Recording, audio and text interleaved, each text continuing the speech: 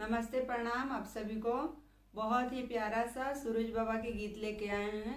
अरे कहाँ पैबो सोने कटोरावा, कहाँ रे पैबो दूध। अरे कहाँ पैबो सोने कटोरावा, कहाँ रे पैबो दूध। अरे कहाँ पैबो सूरज दुलरुआ, पिए के अटल हो दूध। अरे कहाँ पैबो आदित्य दुलरुआ, पिए के अटल हो दूध। अरे सोनरा घरे सोने कटोरावा, यहिरा घरे हो दूध।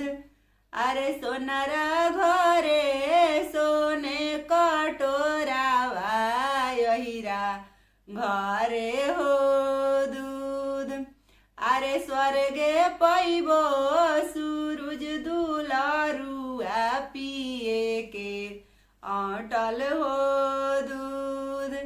अरे टूटी गईले सोने कटोरावा, छलकी गईले हो दूध।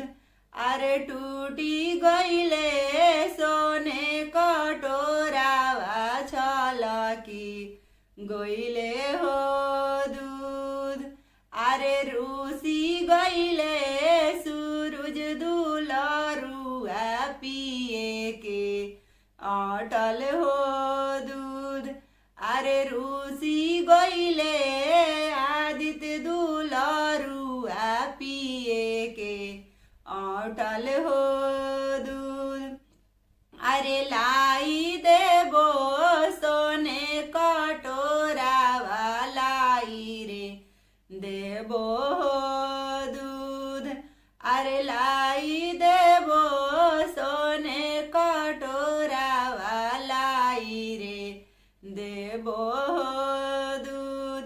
मनाई लेबो सूरज दुलरुआ, पिए के अटल हो दूध। मना